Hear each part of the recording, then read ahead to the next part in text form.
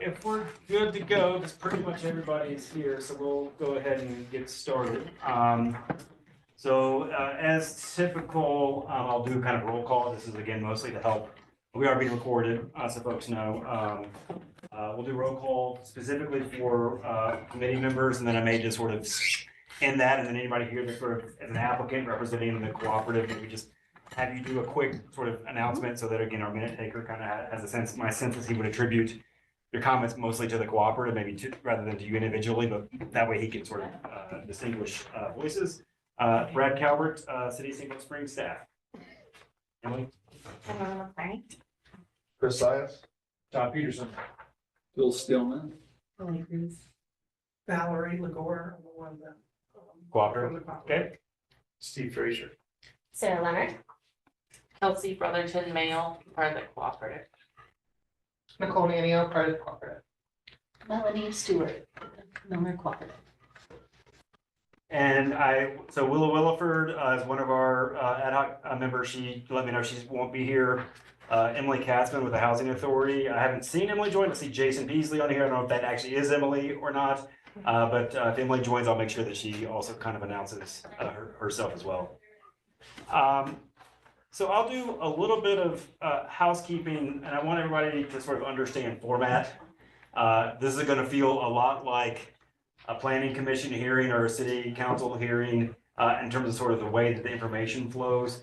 I want to do a little bit of sort of air quotes staff report here, and then as you all talked about in February, we do have essentially the applicant present, do a presentation, and then we'll just sort of have questions from the committee of both staff and applicant. When we kind of feel like we're past that moment, I'll pause for public comment to see if there's anybody from the public that wants to comment, and then essentially we'll go into deliberation for the ad hoc group. So that is when, if you're able to arrive at what feels like a finding or a recommendation today, you could do that today. If you don't get there today, you feel like there's a different meeting or conversation that has to happen, that's fine too. But that's kind of the format that we'll use.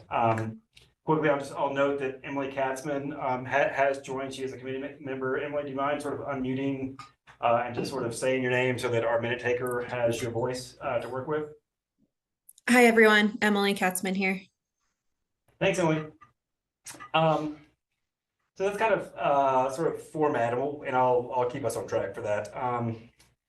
Most of the background that I want to cover is really in your packet, but I'll do it maybe just for the record. Obviously, the ad hoc committee was formed specifically to work on the near-term housing RFP that council directed staff to issue back in the sort of summer of last year. Had a role in sort of creating that RFP and evaluating results that came out of it. While that RFP is sort of working its way through its process, council has essentially directed staff that in their mind this process has worked, and until there is some new rolling solicitation process, let's generally try to do it the same way each time. And so that's really what happened in terms of this application, to kind of give you a sense of how we got to where we are today. December of last year, the cooperative submitted an initial application, and any sort of unsolicited application process. What I then do is convene a meeting of the City Council Ad Hoc Housing Subcommittee, which are councilors Montine and McGinley, and really just sort of ask the question, do you want this to run through the evaluation process? Do you see enough here to suggest, because it takes my time, it takes your time, so really want them to sort of have a preliminary role to just make sure there's enough in the application that warrants sort of the very detailed evaluation that you all will do. Obviously, we got a thumbs up on that. This group, the ad hoc group, met in February to review the proposal that the cooperative submitted at the end of last year. And essentially, you came up with kind of a whole host of questions to send to them. Those responses are included in your packet, and I realize the packet is 400 and something pages. So thank you for spending some time with that. And then your other sort of request was to provide information as requested in the RFP. The RFP had submittal requirements, so you asked the applicant to come back with that information as well. So a lot of that is included in your packet. So kind of what you'll see in your packet are the original RFP And that's mostly important because it describes kind of the evaluation criteria and the method that you all will use to evaluate the proposal that's in front of you. Similarly, there was sort of an evaluation form that you used last time, so that's included in your packet. As I mentioned, the cooperative responding in a way that sort of shared their responses through the lens of the submittal requirements for the RFP. Responses to supplemental questions are in your packet. And then there's a whole host of other things that are referenced in the supporting materials that they provided. Specifically, just so you all know, a lot of that is in attachment 7, very long attachment in your packet. Attachment 6 was the appraisal engagement letter. Nothing special about that. There was something in the permissions that would not let me assemble that. So that's why it was sort of its own standalone attachment. So really today's meeting is for obviously hear from the applicant, but eventually the committee will sort of discuss your individual assessments. And again, as I sort of mentioned before we got started, if you can arrive at a finding today, you arrive at a finding today, either way, in terms of whether you would recommend to council full funding of the request, partial funding, not at this time. Either way, I would take something to council. If you don't get there today and you just need to spend some more time with this, we can certainly do that. The one thing that I will mention, because a couple of us were talking about this before the meeting, because I never quite know how to write this. It's in your memo, but I'll try to verbally describe it. The request for the RFP from last summer is kind of our guide here. That RFP specifically established project location eligibility, and that a project had to be either within the city of Steamboat Springs or within the urban growth boundary. That was specific to that RFP. So really you're using the same evaluation criteria, but you can actually bring project location into your decision-making, into how you decide to sort of formulate a recommendation to council. The reason that wasn't in the RFP evaluation criteria is because it was base eligibility. It was like, if as I described to a few folks, if we received 9 proposals during the RFP, but 2 of them were located outside the urban growth boundary, they simply would not have been reviewed.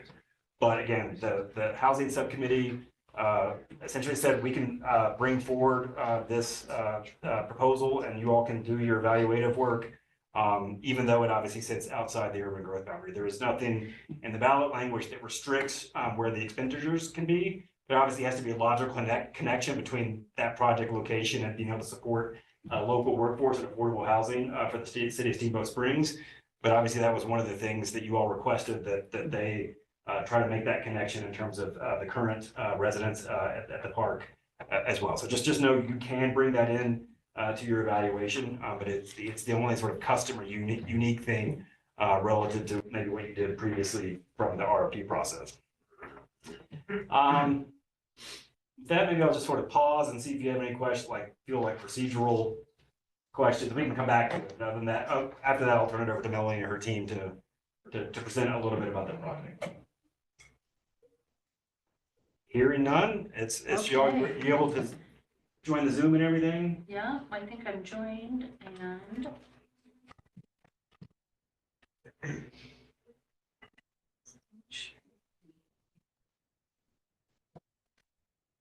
Oh, wait, go back.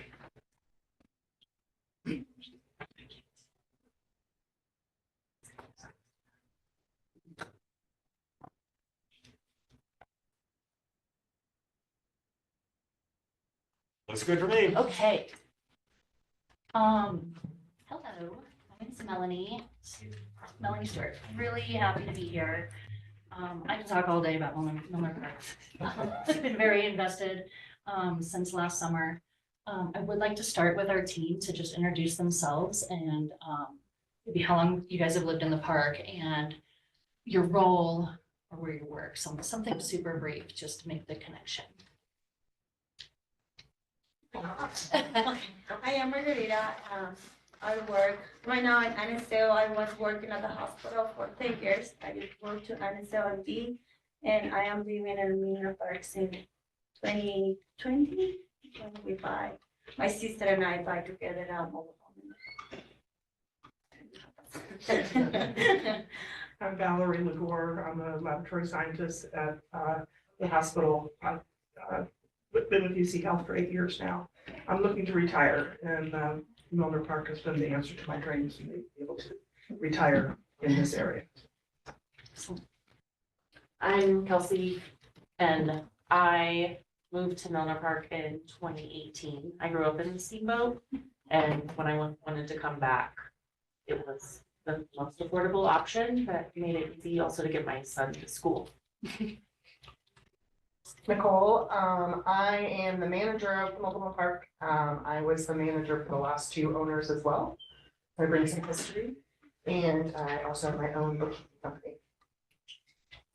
And I moved to Milner Park 25 years ago. I thought it would be a temporary move right out of college, and I'm still there because I loved it, and it was a very affordable option to raise a family in this community and afford childcare and everything else that comes with, you know, living in Rogue County. So this is our board, plus Nicole is our manager. So I took the board president role. Valerie is our secretary, Kelsey's our treasurer, and then Margarita and Brandy Robbins are 4th and 5th board members. So we have provided a lot of information in all of these packets and our budgets and our process and a lot of things, but what we didn't get to focus on was the people in our community and our cooperative. So that's what our presentation is mostly about. I want to leave plenty of time for the business questions in relation to a request like this. But I really wanted to highlight our neighborhood and the quality in our people, why it's important to preserve it. So our mission statement that we came up with is that Milner Park is committed to protect and preserve quality and affordable living for our current and our future residents. So we're not developers. We're not looking to do something new. We're not business partners. We're not looking at what we can profit out of this. We were given the opportunity last year to save our neighborhood, essentially. We didn't, with the opportunity to purchase, knowing that our owners from Texas were going to put the home or the park on the market, we could either not do anything and cross our fingers and hope we got somebody nice, or we could try. And so we did. And it was really exciting. I'm really proud of us that we, you know, for both the quality of our neighborhood, to save that quality, and having a place that's affordable for everybody. So just a little bit of backstory. I know I listened to the whole conversation you had in February. Thank you for talking about it for an hour and a half. Like once the momentum got going, you guys really got engaged with it. But I got the sense that a few of you have the knowledge of the background of mobile home parks. They're, you know, essentially a place for, you know, maybe lower income families or lower socioeconomic. I don't really feel that's the case for our neighborhood at all, but very vulnerable, where investment companies across the country are purchasing them from mom and pops, and they're looking at how much can we make, what can we raise the rent, how little can we put into the infrastructure, and essentially, you know, the people who we bought it from, they walked away with over $4 million in 3 years. And so that's not what we're doing. So one of the stats that I found that was astounding, last summer, only 16 parks in mobile home parks in Colorado were resident owned. So we're on this momentum. This new law that came out about 4 years ago helps mobile home park residents have more protections. But we're the first one in Rogue County, and we're like super proud of that. You know, there's about 7 or 8 other mobile home parks. Well, there's probably, what do we say, 4 or 5 in Steamboat, and then Oak Creek and Hayden. So there's about 7 or 8 more leased land properties in Rogue County right now. And we would like to set an excellent example of the long-term success. So when it comes up next time for the next neighborhood, they see like, oh, maybe we can do this. We made it to the end line. Thankfully, from the Community Foundation, they were able to help facilitate our loans quickly. In a matter of 6 months, we were able to purchase. And so now we're in now we operate, which is two totally different, parts of our process. Can I ask a question? Yeah. How does how do you guys own it? So with our articles of incorporation, we formed our cooperative. Okay, So the Milner Park Community Cooperative owns it. All 40 homes joined as members officially. So we have official member agreements and our loan is through Milner Park. We have bank accounts, we have all of the things that a business would. and that's transferable as part of the sale of a home if someone decides they, I mean, so does that automatically go with it? So they don't own, not each individual doesn't own the land in particular, Right, but their The share next- of the yep, cooperative. would the next transfer. person would join. It's a $25 fee to join a cooperative. That's what we decided. So if they decide they move in and they would like to have voting rights, they can pay $25. And you don't have to buy anyone out when they leave. No. Okay. And boy, we're learning, we were formed as a cooperative instead of a nonprofit. And when we found, this isn't part of my presentation, but when we found our lawyer, he's like, I've formed many nonprofits, but I've never formed a cooperative. What is the best structure? And I trust him, and he said, ultimately, for the long term, a cooperative is a good structure for this. I didn't understand how it worked, thank you. So one of the first things we did back in September, so we got our letter in July. We had until November 21st to make an offer. We just had to move fast, and we didn't, so we just started getting organized. And at a meeting in September, we had at least 30 homes come, and we did our income surveys, rent threshold surveys. We GPS signal lost. So one of the attachments is our survey results. The income and the rent threshold were anonymous, so we don't know what home said that. But then we just wanted to know truly who lives here, where they work, how many people. We learned that 30% of our homes speak Spanish. So immediately we started translating everything. The interpreters in our meetings, we were sending weekly updates. Everything went out in Spanish and English. And I think that's how we got our community engagement. Because everybody could understand what was going on. Nobody was really left in the dark. Things were moving fast. So the important things that I pulled out of it was, number one, for a pro bono lawyer, we needed to be able to qualify for it. And we applied through Colorado Poverty Law Project to get a referral for him. And being able to show the average AMI and the income of our part really helped for that. So, learning that our average home is about $65,000 a year. We're not that far off of the average of Routt County, but it's because the Routt County incomes are very inflated. I'm sure looking at the graphs and stuff that come out. So the goal of trying to be at 30% of your income, I think our park really is so reasonable for that. So for whether it's a single income family or a dual income, people who are retired trying to live off of a set income. And then back to, yes, we're out of the urban boundary or the city limits, but looking at the workplaces on this list, they're all in Steamboat, except for the Hayden Station. We have one man who works at the Hayden Station. He's 4th generation in Routt County. He wants to stay here. And living in Milner was a great option for him. So here's just a visual of some of our people. These are stock certificates of our cooperative. So after we closed on January 31st and it was official, boy, was that exciting.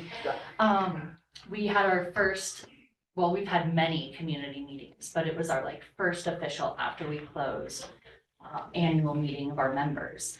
And everybody was issued these certificates of membership and ownership of our park, it was fun. We had a party and everything. But you know, we're highlighting Margarita and Kelsey are up here. This man over here on the left, this is Jim Knapp. He's a teacher at Steamboat Springs Middle School.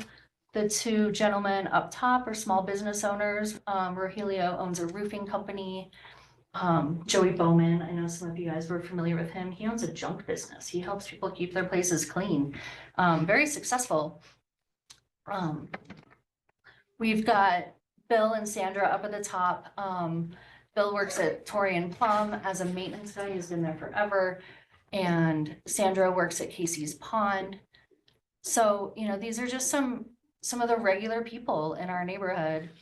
And then the other piece, you know, our people are great, but our neighborhood is fantastic. It's really worth preserving. It's clean, it's quiet. When we go back to like preserving a quality neighborhood in the county, Milner Park really just nails it right there. So we're surrounded by open land. One of the questions in your meeting in February was, is there an option to expand further? And there's really not. The Camilletti family owns all of the land around Milner. Brett, are we okay to ask questions now? Yeah, sure. Or- Yeah, go ahead. So just because it's on that topic, Mhm. it looks like the park itself has room for an additional 40 spaces. Without buying land from anyone else or going into ranch land or that kind of thing. We own 9.3 acres and it's all filled. Where did you see that before you could Yeah. I think it was in the appraisal. That's, Nice to know, we need to know where we are. We wanna have that. I might be able to find it. There are for you. nice, sized lots, they can maybe squeeze somebody in between. So that was- Yeah. I do know that Linda Foss, who owned the park before Texas owners, she did expand the park back in the early 90s. Yeah, she But added 20 but looking at our plot, I'd be interested to look back at the survey, but I don't know where it would Where go. those would be. Unless it like took over our common spaces in our park. You know, we have an excellent park out there with 2 little playground areas and soccer and basketball and. So we've had some really great successes amongst our team and our neighborhood. So I talked about how this is our current board, but we started back in July. I didn't join right away. It was about a month later. We had a few different groups of people who were working on getting the community engaged. What are our resources? How do we get this done? What organizations are out there to help? And we met weekly from August until even after we closed. We met a lot. So our team, I didn't want to just put our board of directors because we kind of had 2 separate or more sections. So, you know, first it was like, let's get organized. Then it was like, let's work to closing. How do we get to closing? And then right before closing, we're like, well, we don't end when we close. That's like a whole new beginning. It's a whole new chapter. We have to run this place forever.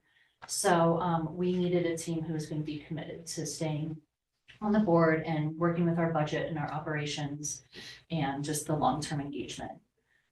The community engagement, we had, and right away, so in order to move forward of trying for the Colorado law, you have to have 51% of your residents be ready, like agree to try.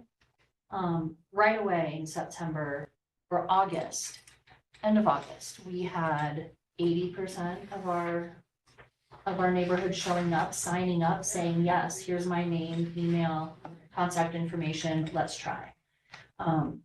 So we had about 4 or 5 mandatory meetings, and every time I would say 70 to 80% showed up.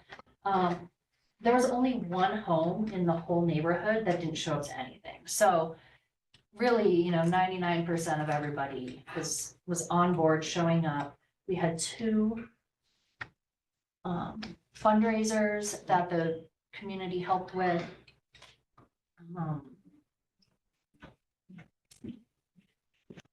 What else?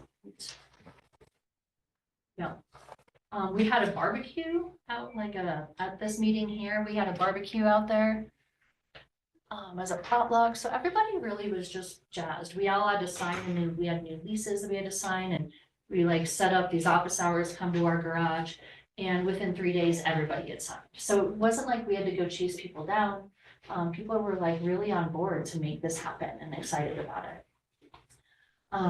We organized finances as we've never worked together before. We knew each other, but now we're a group managing an $8 million budget and all of, essentially strangers, instantly partners. So we set up 3 bank accounts. We have our deposits account is totally separate for everyone's deposits, just by law, keeping those separate. We have our savings account for a reserve, and then just stashing away our loan payments, our saving for our property taxes next year, anything that we can do to keep it separate from our operating and earn some interest. And then we have our operating account. Nicole owns Ski Town Bookkeeping, and while we are using an in-house bookkeeper of Mars Lapoon is the bookkeeper at Rex's Restaurants, and so she is working with our local bookkeeping. But Nicole was able to set up all of our QuickBooks right away, and so even we hadn't purchased yet, but we had incorporated in 2024, so we had to do a tax return. Which finding an accountant was tricky for a cooperative accountant. So just, we got really organized with our finances right away. And all of those trickled down to our neighborhood people for the pride of ownership and just really having a quality neighborhood. So, none of it, we didn't have to go try to sell this to our neighbors. Everyone was like, yeah, let's do this. And they're excited about it. Nicole gets the fun stuff. What's hard? Planned this well, though. I know. I was given this one because of my history with the park. So the first owner, Linda Foss, I served with her as manager for 8 years. I moved out of the park for a little bit of time, and then I came back in 2021, right when she was selling. And she introduced me to the Texas group, we would call them. And they hired me, so I worked with them for 3 years until they posted this. So just have a lot of ins and outs of the whole neighborhood. Linda, as an owner, did really good with keeping up with the park. Jason Peasley advised us from Housing Authority, and he said, you guys are really set up in a great position because your infrastructure is there. It's great. When they bought Whitehaven, they knew everything had to be replaced, and we weren't in that kind of position. So we knew right away that our initial setup was going to go well because we didn't have big projects. Yeah. Did you or Jason conduct a property condition report to have someone go in and physically check electrical, plumbing? We did that type not, of thing? but the buyers in 2021 did a full environmental, and we were given that from them. Yeah. But of course, what happens over time is there is deferred maintenance. So we have 2 houses on the property that are single family residences that we own on that land. Unfortunately, those houses are old. They're from the 1940s. And the Texans did not want to touch those houses. They didn't do any maintenance during their years. So this is rental house number 1. And as you can see, it needs some TLC, it needs some love. So instantly, there's some things that we need to use money for.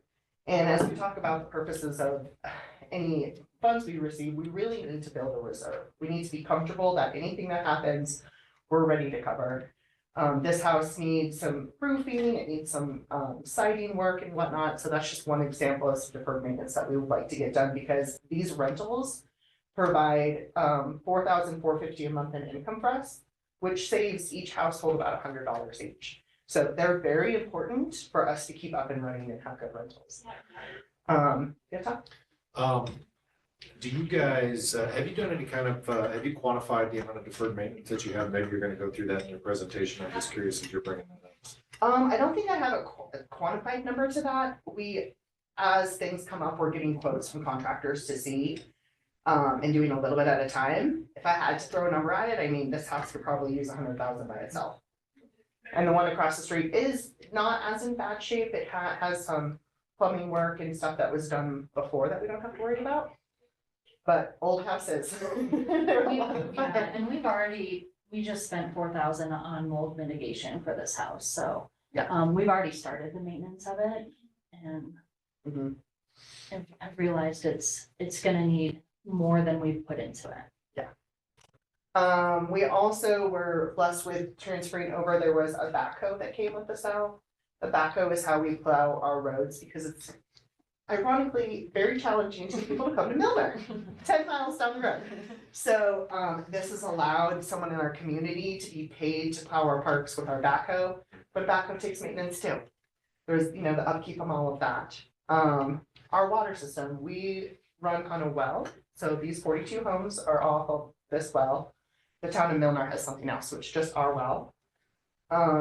It runs very well, but all mobile homes are connected via thermal line. And thermal lines sometimes leak. And unfortunately, back in the day, they didn't realize thermal lines shouldn't be right under your home because they're 6 feet long and go under the ground. And you imagine when your crawl space is this long, how you pulled out 6 feet. Doesn't work very well. So when thermal lines go bad, we have to replace them about $4,000 or $5,000 with an excavator to get that done.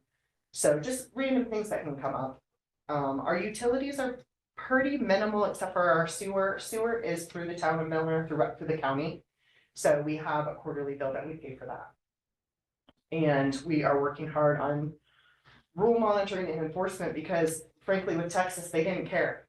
They didn't have any avenues for me to enforce anything for anyone. So things were really hard to take care of with that. And having a board that lives there is so amazing to make decisions. So we have a tight budget and we're talking about everything we have to spend. Right now, I think one of the stresses for me is our budget works. But if you see, like, we're anticipating being able to save $3,000 or $4,000 a month. So one of you said, boy, $200,000 can get wiped out right away. And I was thinking, we have $24,000 saved. So it works and it's gonna continue working, but we would love a little bit of a buffer. Just to know that we can deal with emergencies. And one of our contingencies from the community foundation is that we have at least 50,000 in the bank by year end as a reserve. So I have a question for you, and not to jump into something too complicated right away. I didn't have a chance to look at the Yumpah Valley Community Foundation budget, but if I'm just doing simple math, and maybe the issue here is the deferred maintenance or something like that.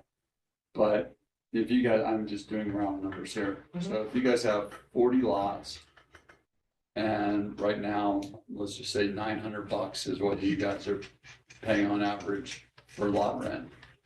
So that comes out to about $36,000 a month. And then based on your materials, the Yumpah Valley Community Foundation loan requires $23,000 roughly in debt service amortization. I guess the debt service is negligible or nothing with the donor, but amortization. And then another $3,200 for the Yumpah Valley Community Foundation. So if I just deduct the $36,000, I take $36,000 in total rent minus the $23,000 for the Yumpah Valley Community Foundation, minus the $3,200 for the Yumpah Valley, the donor and the foundation. So Yes. Two different things. What I come up with is an extra $9,800 a month. And if I just multiply that by 12, I get about $117,000 a year. So is it like $117,000 a year? Is that money already spoken for, or is that money that could be going into the reserve? So The budget that's on this 25-year worksheet, is that what you're looking at? Yes. That is the estimated budget from looking at the previous owner versus what we thought, this could be. So this was put together in like November. So now we're looking at our actuals as it's coming out. So we are saving right now between our quarterly sewer, our taxes, insurance, because we had to pay our insurance up front, so we're saving for it again for next year, and our loan payments. That right there is about 33,000. And then we have our management fee. And Water. yeah, our water, bookkeeper, It's about a 4,000 a few other month things. extra is what we've been running the last 3 months, about 4,000.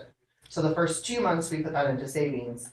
And then last month, we did the mitigation of the mold and that went towards that. So we didn't put anything in savings last month. So kind of volatile. So we're thinking it'd be about 50,000 in a year we could reserve. Yeah, We have to be like a perfect month. Yes, Yeah, we haven't. we haven't, Yeah. we haven't gotten to 9,000 a month yet. Yeah. The first 2 months, we put away 4,000. Then we're paying for, tax returns. The mold, we did the maintenance on the backhoe. Oh, yeah, that's. And their budget starts on like page 440 of your packet. 440? Yeah. Yeah. I looked at the agenda, I was like, 400 pages, geez, we provided a lot of information. Yeah, I think the budget for us that we're operating on today is in that packet. Yes. Yes, The deferred maintenance, though, you're getting 4,000 after doing at least some deferred maintenance. I know it's only been a couple months. but Yeah. Yeah, okay. Mhm. So we're really in this phase of like, I think the first year, this 25-year document is like a really good guide for us to make sure that we stay on track. But I think when we will start doing our budget, planning what our budget would be for next year after probably in September. If we want to raise or feel like we need to raise our lot rent, we have to give 60 days notice. So in order to like by law, if it's 59 days, boom, we can get sued or whatever by our members. I guess, because we're on both sides now, we're members and owners. So if we felt like, gosh, going into next year, we need to raise our rent 3%, which is a possibility. We have to know that in October to communicate it. So, we're really learning what this all means. We got the budget from Texas, but they had all kinds of stuff on there. They weren't doing any maintenance and they had payroll expenses and it just wasn't gonna line up, one for one. So I think by next year, we will be able to speak a little bit clearer to what our actual numbers are. But we have not gotten to $9,000 in savings yet. In one. And you guys did not raise, no, we the were, 2025 here shows 953, but you're still at 925. correct. And by law, we wouldn't be able to do anything until August anyway, because you have to wait 12 months to raise any fees. And our last lot rent increase was August 1st. And we're really trying to not call it lot rent because it's not. that Dues. anymore, it's Yeah. only dues. It's to us. So, I'm sorry. Just one thing for your guys. It looks like basically what you're working off of is a draft environmental study provided by the seller in this case.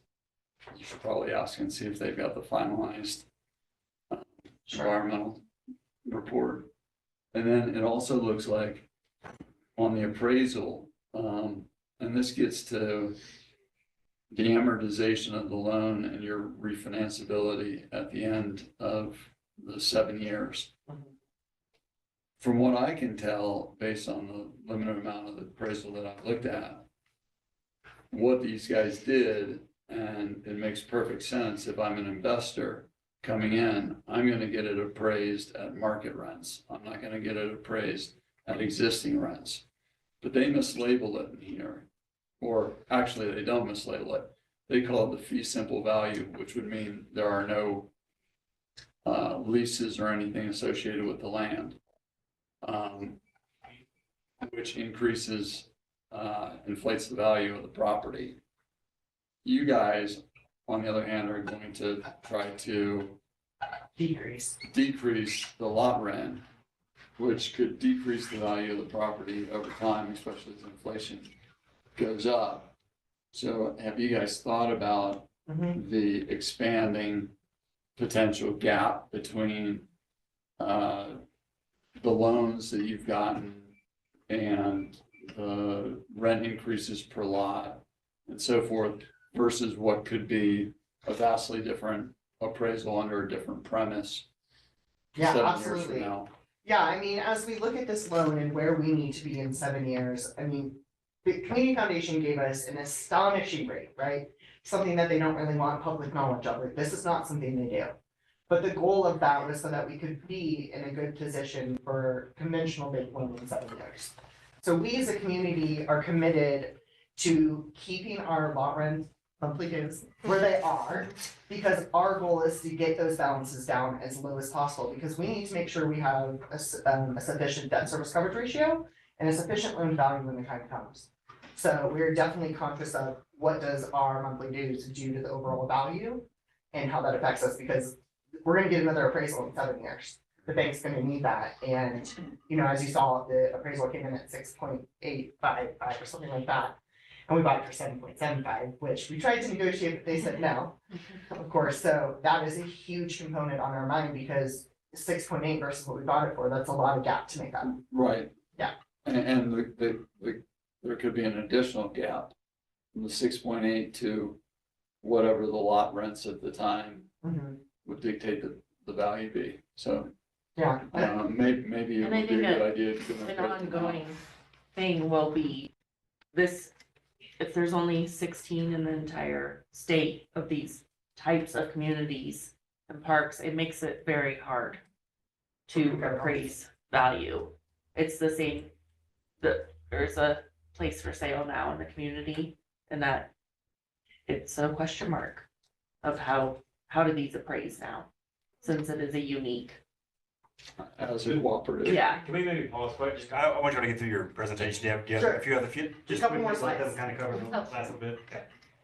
Well, Okay, this is some of the stuff. So, I don't think that we envision our monthly dues are gonna go down for many, many years. Our goal is 25 years out, when there's no loan and then we're just covering operating expenses, but that's very, very long term. So we successfully want to operate our cooperative. Our reserve is on the forefront of our minds right now, not only as our contingency of our loan, but important for the success of the park. We want to reduce the total loan amount. We don't want to just follow those amortization schedules you guys are seeing. We want to do more than that. In the event that we were awarded funds from you guys, there's two loans. The big loan would be paid off, but we wouldn't change our payments. We would still pay what we're paying as if they're two, to gain more principal reduction on our loans. So we are heavily concentrated on what we do with that in our 7-year outcome. And we just want to maintain predictable affordable housing, because everyone in the community was just stunned year after year. We went from 500 to 925 in 3 years. So our goal is to keep it as sustainable as we can. If we have to do 3% per year, then we do. But everybody's on the same page, and we're getting approval, and we're all talking about it together.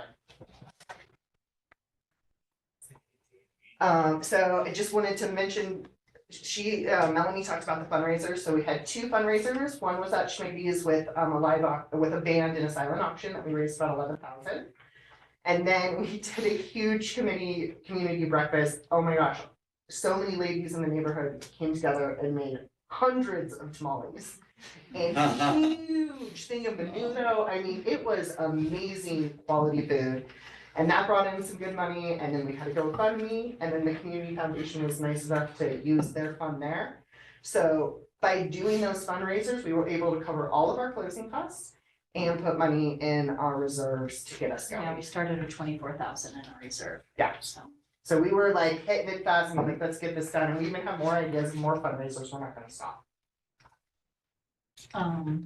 Here's just what, I mean, while we're talking, in our survey, one of the questions is, what do you love about Miller?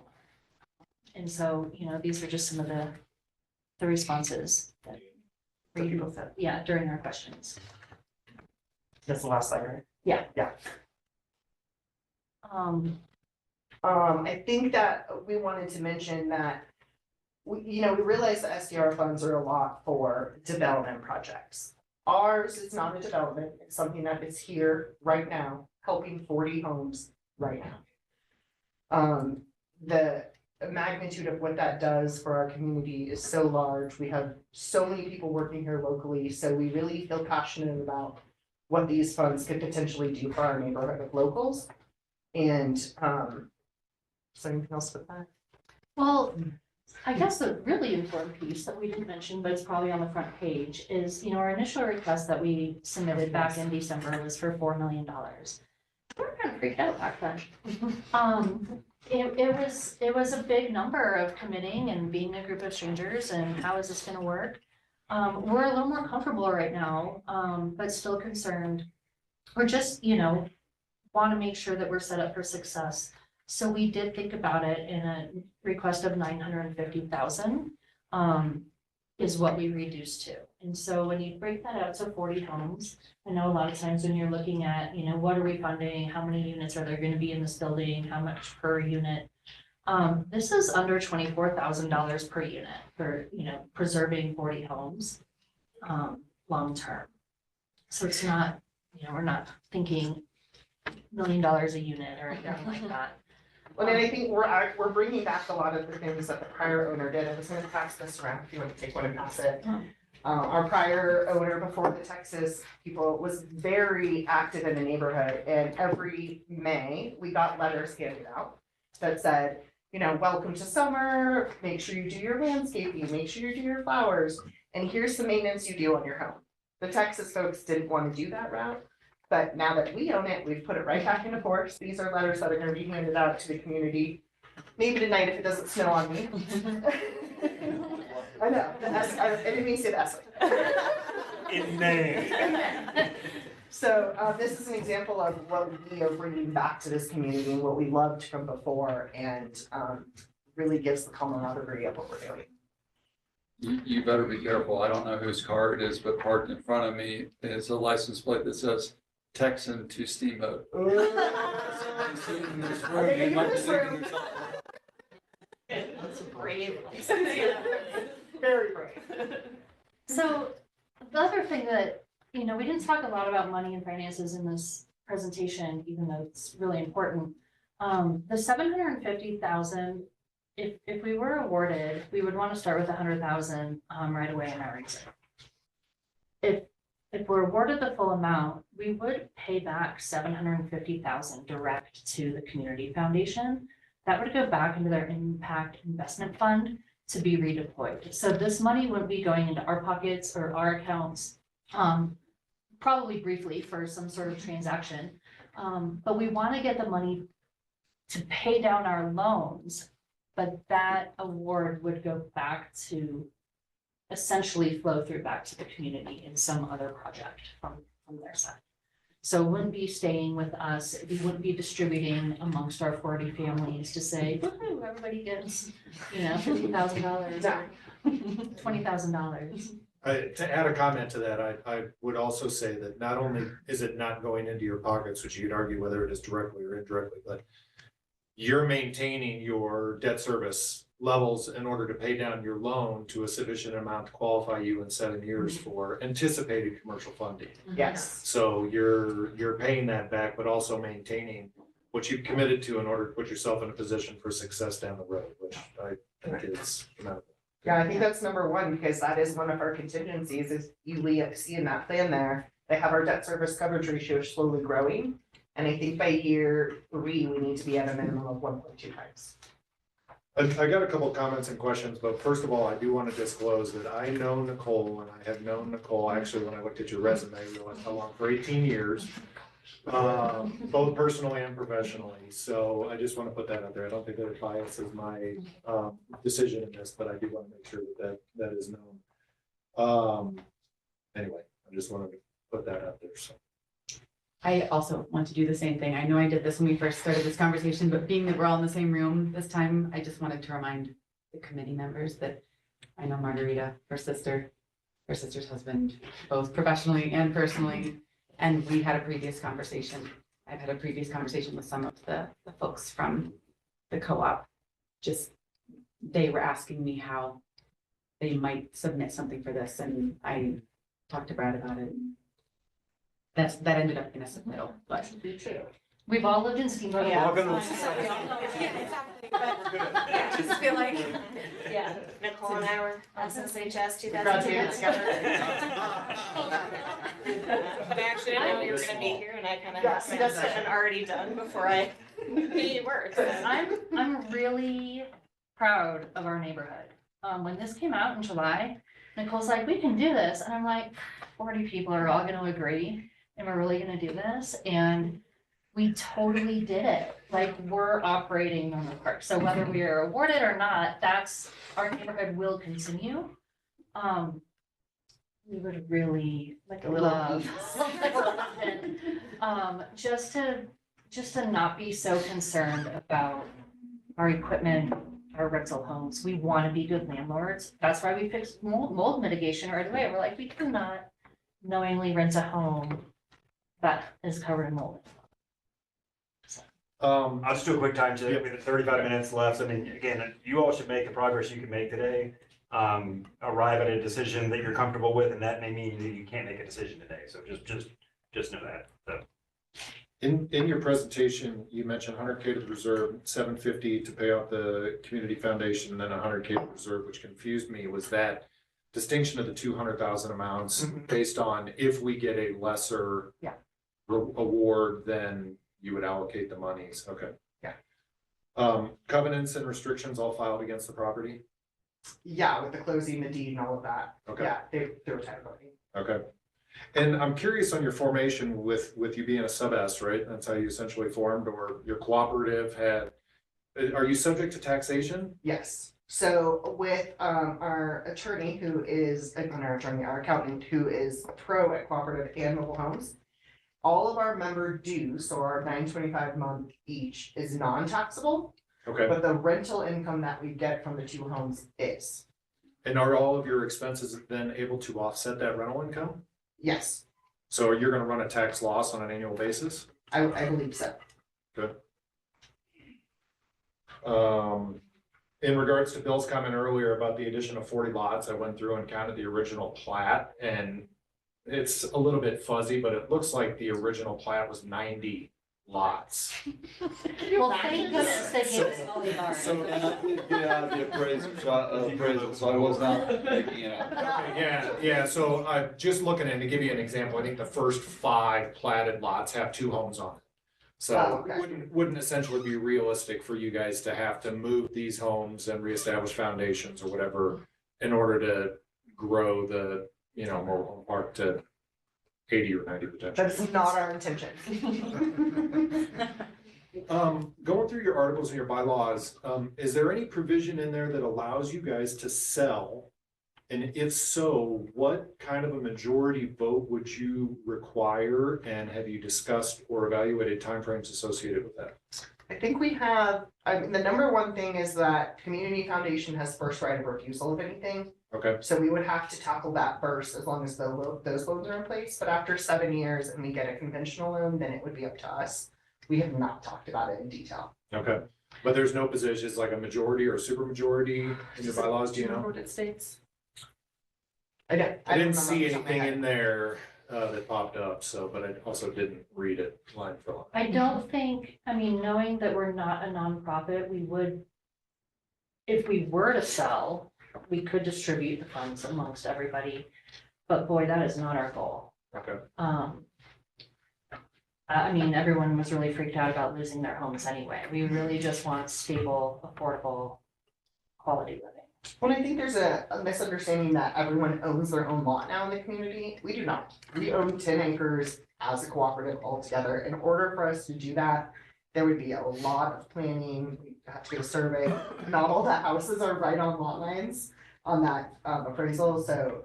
And I'm not agree with that because I have this small yard in the Yeah. house, so. No, no, it's small yard. So, yeah. So I'm happy that I am on the. Yeah.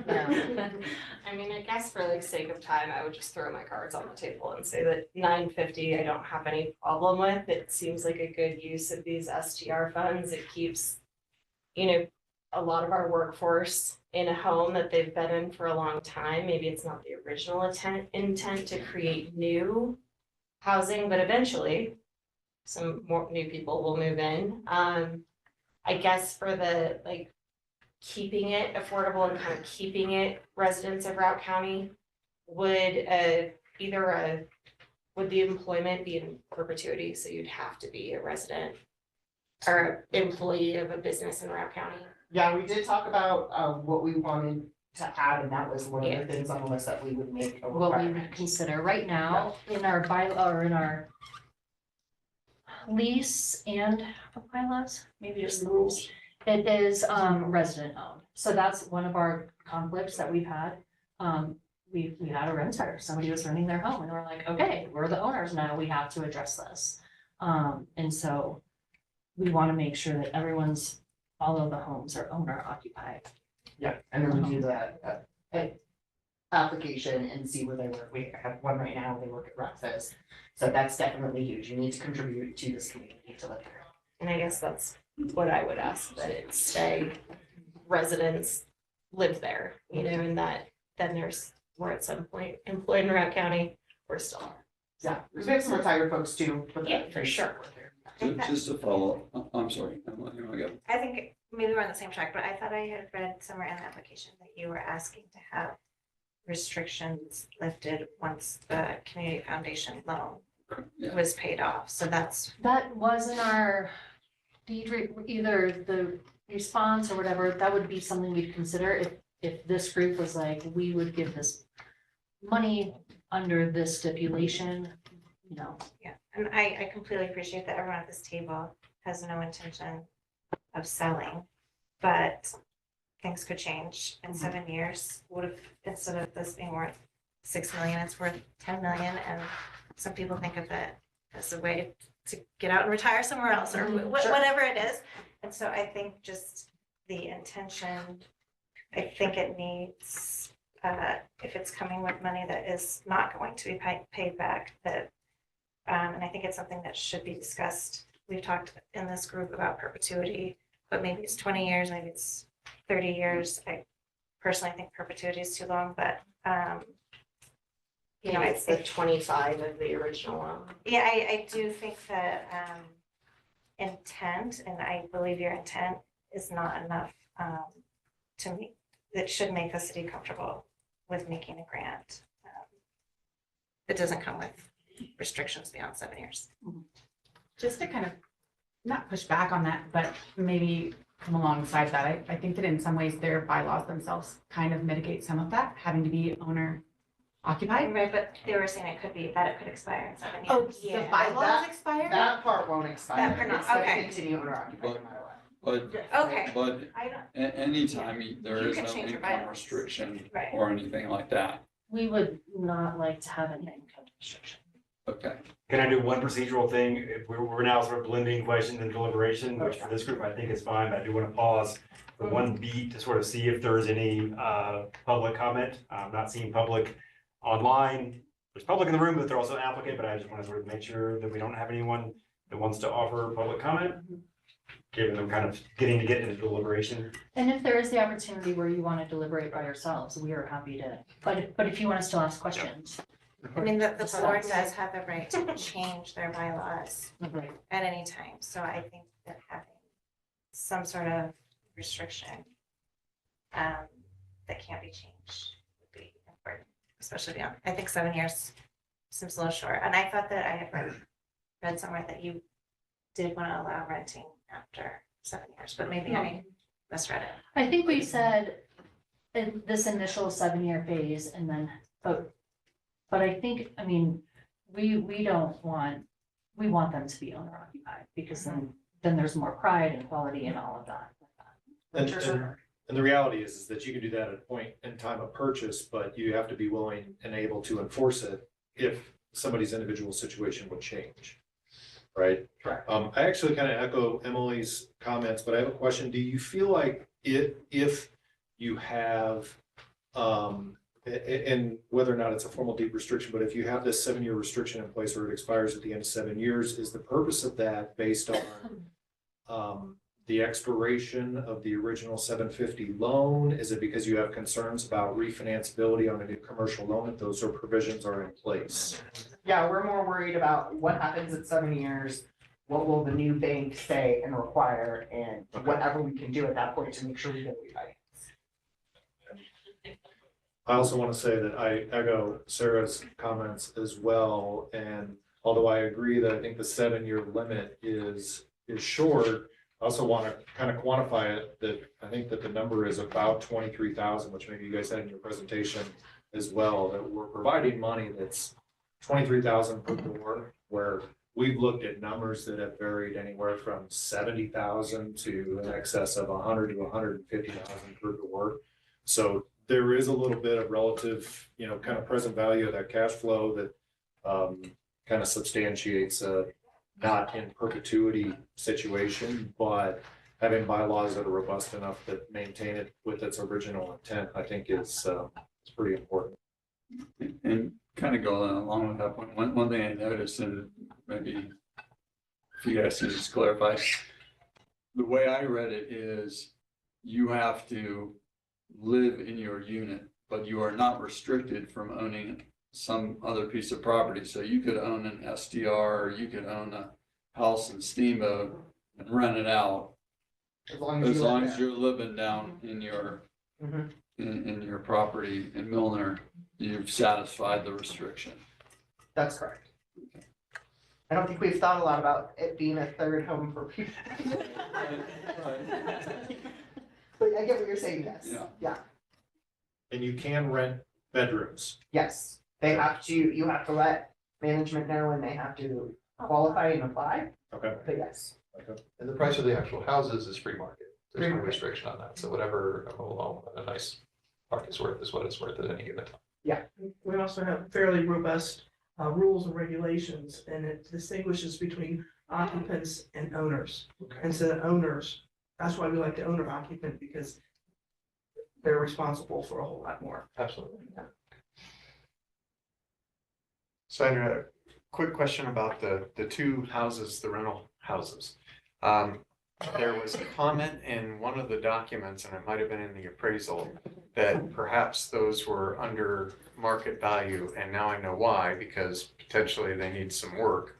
And the question that I had was, do you guys feel like there is room to grow on those rentals? Because you mentioned in your presentation that the 4,400 or whatever it was, the number that comes in each month is actually used to lower everybody's dues, which is smart. So if it could go from 44 to 64 or something like that, I know you've thought of this. I'm just curious about the background. Yeah, I mean, as these were both rented during the time of the tax people in them, so they kind of set what they are at.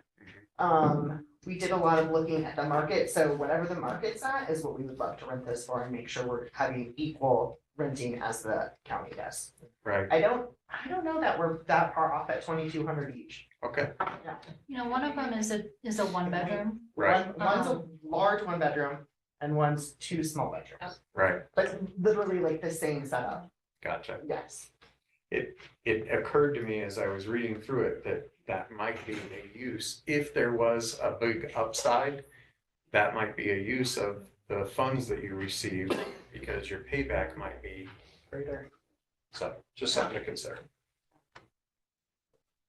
You had insurance costs in your budget model.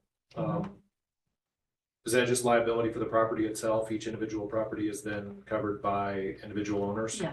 And yeah, it's that, and then there's coverage for our backhoe and directors and owners as well. The Okay. garage and the single family homes. Okay. And then on your vacancy rates, I was actually kind of surprised. I thought that was pretty high. Is that historical, what you've seen? It is So not. It's a conservative number. Very conservative. In all of the years I've managed the park, I have never evicted anybody for being past due. And anybody that was past due was caught up within a couple of months. So very unlikely to have any vacancy. Off the top of my head, I think you had like $25,000 a year. So that's a potential windfall. And escalating each year too. Yeah. Exactly. Yeah. Okay. Do you anticipate property taxes will go way up with? Yeah, we already talked about that today. We did some calculations, and we're gonna up our savings for next year's property taxes. Right. I always find it. That would have been the benefit of being a nonprofit. I was gonna say, are nonprofits exempt from property taxes? They are. Okay. Yeah. What was Just the secrets. thinking about Yeah, the full option versus That's true. nonprofit? that's true. We have to have, Alex Gano, our lawyer, I think that he would probably be able to explain that Okay. better. I was thinking, I mean, the ability to sell and distribute. Yeah, and our Capital very, gains, it would be one reason to have a co-op. our very first conversation started with a company called Thistle out in Boulder, and they're known for helping the other mobile homes in Colorado do this. And they were the ones that really was like, no, you have to do a cooperative. So we took that information to our attorney, like, this is what we've heard.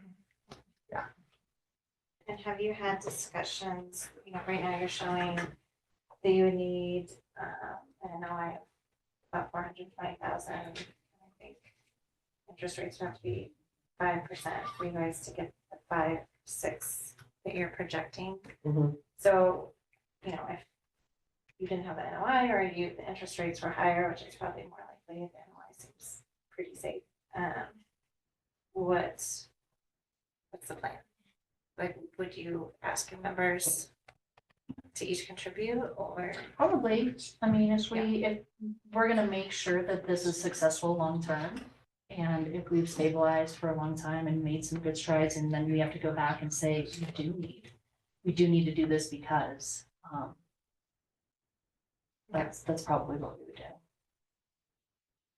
Maybe to follow up, what is, for the person in the room who doesn't swim in these waters, what is the debt service ratio, the target? 1.3. Well, the debt service coverage, see, the point that Emily's making is the debt service coverage ratio is meaningless unless you know what the interest rate is. Gotcha. So you gotta come up with an interest rate assumption to Yeah, yeah. figure out what your coverage is gonna be. Got it. But I would think banks would want, they would not lend about a 1.3 probably. Okay. But maybe 1.25, it, it depends No. on the cost study of financials. I'm just trying to figure out, to follow up on your question is, at 7 years, what's the plan? And if the plan is, we're gonna get a conventional loan, well, if that's not possible, then what? Yeah, I think my plan, not being a banker, or, being new at this, the partnership with the community foundation has been really excellent. And this woman, Margaret, on their team, put together this financial model. I want to stay in touch with them over 7 years, and I want to work on the plan. I don't want to have a fire drill in 7 years and be like, oh my, God, what are we gonna do? If we need to adjust between now and then, I want to be able to do that rather than react, or fail. So I think that the loan coming from the community foundation, not being a big bank, is excellent because we have that community partnership and they want us to be successful also. Mhm. So. Within your provisions, then do they have like an annual review that you have to go through, providing financials? Quarterly. It's quarterly, okay. Oh, that's not- I mean, I guess my comment about that is that they just totally scrambled and figured out how to put together, $7 million if they gotta create a shortfall. Yeah, we did this in 6 months, so. Yeah, I'm gonna guess you're gonna find the resources to get it done. Yep. We're committed. And we're organized in QuickBooks, we're saving off, notes and categories on everything, so we truly know, right off the top of my head, I'm like, I can ramble off some things of what I know we're paying and what my spreadsheet says, but, by the end of the first year, we're gonna know where our money, cumulatively over the year and where we flex our budget and where we were over. So just because I haven't looked at it, is anyone familiar enough with the Yampa Valley Community Foundation to tell me what the NOI would be at year 7 and what you think your loan balance?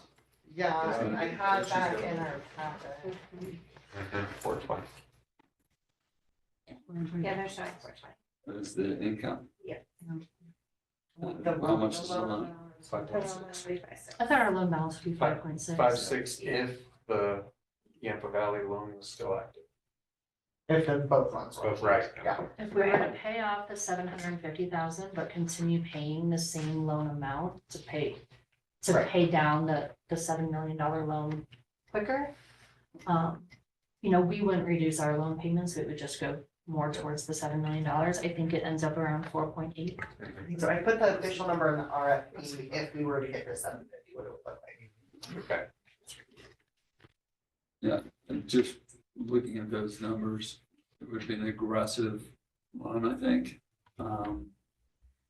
But mobile home parks often get aggressive loans because they rarely have any vacancy. Yeah. As you were talking about, and people are gonna pay their rent before they pay a lot of other things if they're gonna lose their home. And I'm really excited for the neighborhood to have turnover, to have, like, people are like, what's going on? When's the next one going for sale? It's really exciting to have a neighborhood that people are interested in and not scared of, you know, purchasing in a mobile home park is scary right now, but we've solidified this one and or stabilized it. And for young families or in you know, single individuals or people who are on the cusp of retiring, it takes a little bit of the fear out of it. Not related to your proposal, just going through all the material. What a resilient group. Kudos, thank you. And the term survivor comes to mind. I'm really proud of us. I know I've said that, but I really am. Yeah. It was really fun working through Texas while trying to do this. Yeah. And I really, you know, the woman who lives in Oak Creek, she's reached out to me. How did you do this? What can we do? I'm like, get organized, like get everyone's email addresses, figure out where you can meet. Like when you get the opportunity, don't wait. Like we had to move so quick. And luckily our community was engaged and started showing up and, you know, was reading the emails that we were sending out. But that was our advice, was get organized quickly. And so that's what we did. How much more time do we have? 15 minutes. If I'm honoring your time, which I'm trying to do. So don't feel like if today is not the day that you can finalize a recommendation, that's fine. I guess I'm more wondering if we should set aside some time to all chime in and discuss for a few minutes. Yep, that sounds good. Yep. You can stay, but they should be talking mostly to each other. Okay. It's an open meeting. I'll just go ahead and say I'm kind of with Sarah that I think that this is investable, knowing that I'm not in finance, so that's like what they're showing us. Me either. Looks like they're organized enough to present to, somebody else is gonna do all of the heavy lifting on this, right? Like it's not our job to really get into every penny of this. But it's our job to decide whether it's investable and whether it's community beneficial to our community. And I think they've very clearly shown that it is. So I think that it's very investable, and I think that it's something that should get punted to city council to continue conversations about. Just play Yeah, go for it. devil's advocate. Like, I agree with you, it's investable, and I agree with you that we're not talking about a ton of money. But if you go back to our original charge, does it leverage financing? I guess, well, I don't know that it really does in this instance, but, you know, does it improve community benefits? You guys are in Milner, you know, it's hard to improve community benefits in Steamboat except for employment. So a lot of the criteria just, it would require more discussion, I think, for me to figure out that those other criteria are met. And then I also just, the lack of deed restrictions and that the properties can sell for whatever they want. So, I mean, take it for instance here, you get the money, all of a sudden the park's in a much better position. You've got the ground rent basically kind of fixed. All the values of the mobile homes just went up because you've got a fixed ground rent. You know, what prevents someone from selling that at a price that someone at, say, 100% AMI can't afford? Because now you've got a windfall. I won't call it a windfall, but you've gotten a benefit of stable ground rent. And so, I'm just wondering how the longevity question and the affordability and the perpetuity kind of thing, does that balance?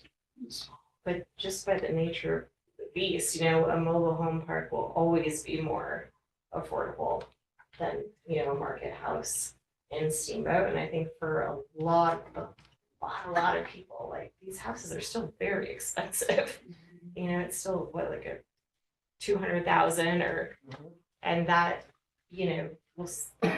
but it's never gonna be a $700,000 house. Well, maybe, I don't know. Some places in like Malibu are, but just, I think, kind of by the nature of like the product, it lends itself to long-term affordability. And I think that a deed restriction should be discussed. I actually I agree with them that it shouldn't be one that caps the return if they, if the whole property gains in value. I appreciate that about. You appreciate the appreciation? I do, I appreciate it. Because I think that when we are capping those appreciation rates, we're kind of setting them up to fail. They like part of home ownership and the reason that people want to own homes is because they're gaining equity. And if you're capping the appreciation and can't. It's interesting. We talked about that on the last deal. Yeah, I guess, and then we get into this whole conversation about like the deed restrictions could and just be, it has to be owner occupied and you had to have worked in Route County, right? Could that be a deed restriction? There have definitely It been doesn't deed have to restrictions be. in the past that aren't income qualified. They're specific to Rock County employment or different. owner occupation.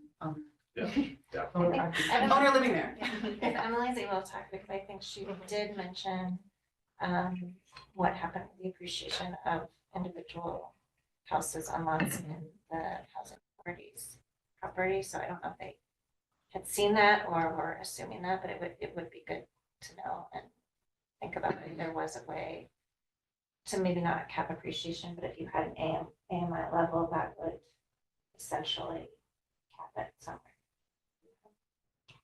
Something, but it's difficult because we're not giving money to homeowners. So I'm not sure how you would structure that when we're talking about giving money to basically a landowner and not a homeowner. I'm not sure. Go ahead, Emily. I see you unmuted. I did.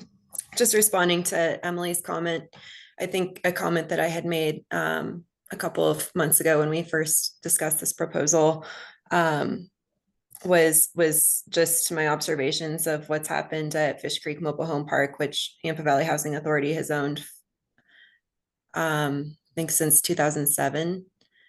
And what we've found is that those mobile homes are selling for quite a bit more than mobile homes sell in other parks that are not stabilized. And it's specifically because people know that they can buy into that park with a sense of certainty that their lot rents are not going to increase an exorbitant amount, and that the property is not going to be sold from under them. So it stabilizes the like predatory environment that a lot of mobile home parks have become because they're considered to be such good investments to investors. So that said, yes, we do see that they sell for more. But on the flip side, the other thing that happens is that the owners are able to make improvements to the homes. So additions or improvements in the interior, but they're able to actually like invest because they know that they're going to stay there long term. So I think, that's also another reason why the homes are able to sell for more. I've brought this up before, and I know like enough to know that it could be an issue, but not enough to know if it is an issue. But a concern that I have if you were to cap appreciation on the sale of a mobile home is that it could make it really difficult for subsequent sales because of the type of loan that's used for mobile home acquisition. It's not a traditional mortgage. It's much more similar to like a car loan. And so I'd be concerned about the ability for the current owner to actually sell it to someone who needs financing. So I agree that I'm in support of recommending, since I have the floor, I'm just gonna keep going. I'm in support of recommending this proposal to city council for further review. That said, I do think that the deed restriction needs a bit more work. I think I'd be more interested in kind of where the discussion was already going earlier, in increasing the length of time that the restriction is on the property, or if it's not a deed restriction, if it's in the bylaws. I'm not sure what the actual legal mechanism would be, but increasing the term from 7 years to something longer, rather than requiring the appreciation caps. And I guess I also just want to say, I think deed restrictions with appreciation caps are really important tools. I just don't think it's the right tool for mobile homes. One little detail, I think that there's, well, our HOA bylaws have a like a spot that says that the city has to approve certain changes. And I can't remember what that thing was, but that would be possibly one mechanism, is to write in the rights of the city into the bylaws that already exist. You mean as far as capping the price? No, not capping the price, but making sure it's owner occupied, or whatever the deed restriction is that gets, where that settles, that could just be written into the bylaws with the city having a say in it. That's interesting. Yeah, If you know what you're getting at, I mean.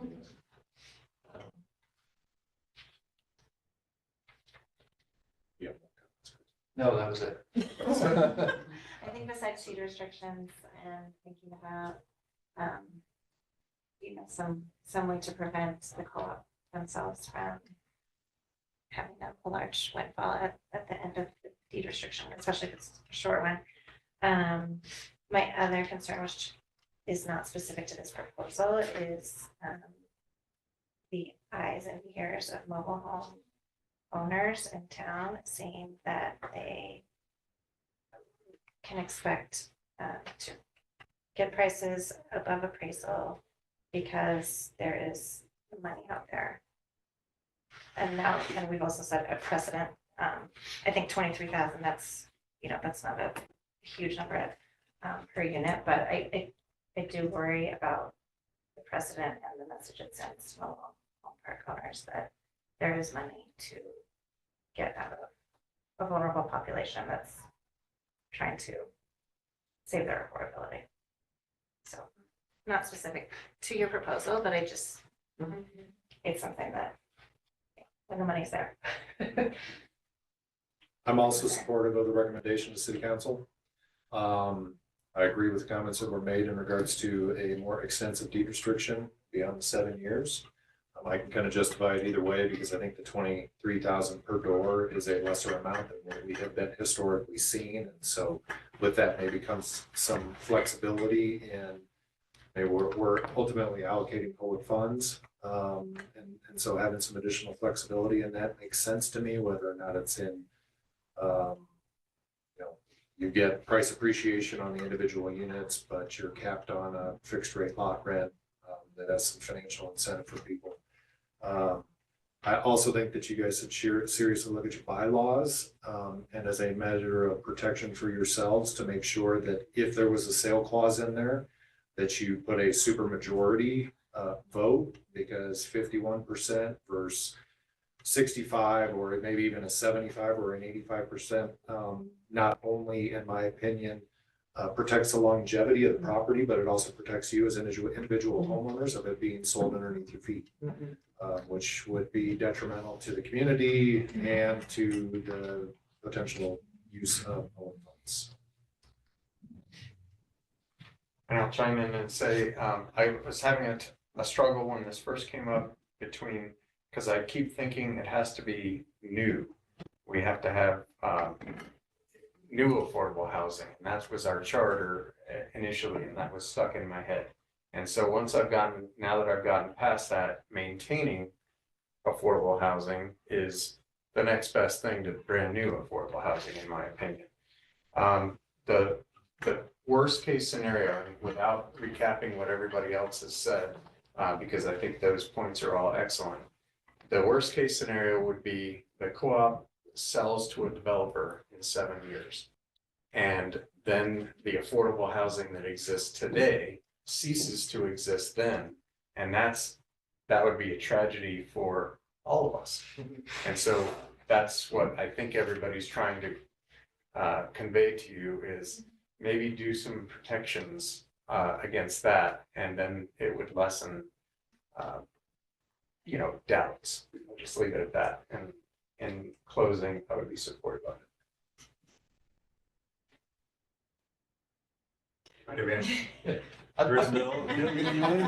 I'm supportive. I think we let city council butt their head against what deed restrictions they would want and longevity, but otherwise I think you guys have done a great job. And just It's a reasonable amount of money. to be very clear, to Steve's point, I suspect legal and city council will have to wrestle a little bit with Yep. what the ballot language sets in terms of expectations, and where this proposal fits. I think you all talked to Brad Calvert's opinion here, but you all sort of talked last time about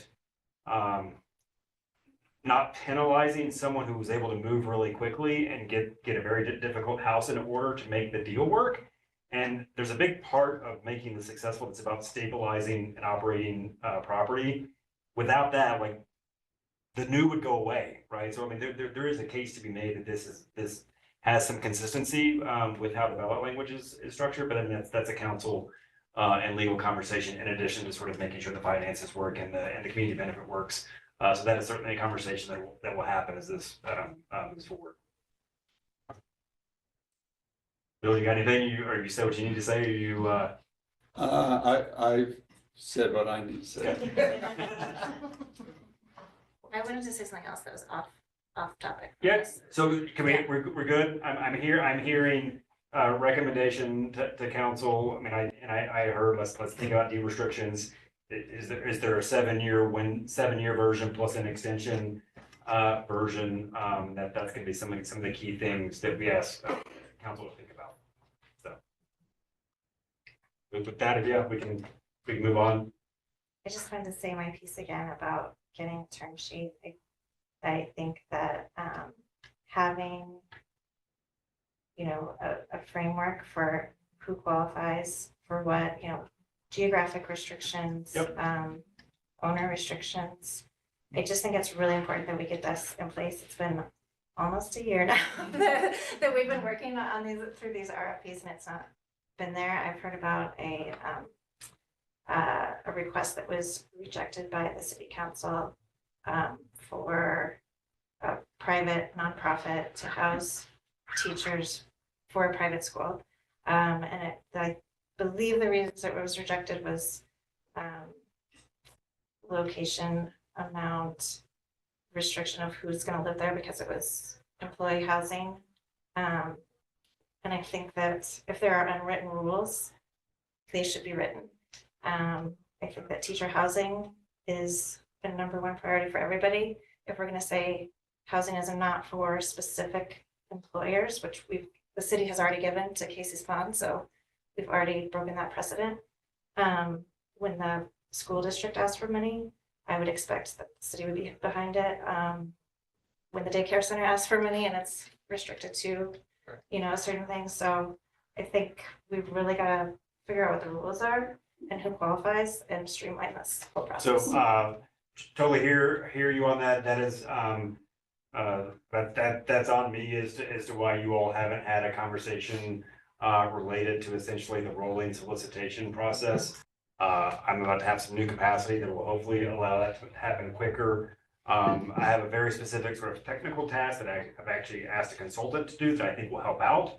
And that is to essentially arrive at what we can view as the typical gap between producing affordable housing and market rate housing, so we can understand like a base subsidy amount that can be advertised to the development community. Of the example I always give, and these numbers are just made up, a 2-bedroom unit at 80% AMI is worth $80,000. Like, that is not the sort of hard and fast rule, but it just sends a very strong signal as to what per unit subsidy a development partner could anticipate if they were to unlock investments out of the STR tax fund. So that is a process that's about to begin, and that will sort of come in and be in parallel with that sort of broader conversation about LOI and process and all the things that we do to essentially streamline this conversation and give maybe a more transparent representation of how this happens each and every time an application is received, and to make it as structured and as consistent as possible. How long do you expect that to take, the process to take? I have made it very clear to folks that like that is like my priority, particularly sort of Q3. That doesn't mean that I can't make progress by the end of June, but I hope that by, you know, that time where this group is having substantive conversations around that, I think that is one of the next things that you all will do, absent some evaluation, some proposal walking in the door.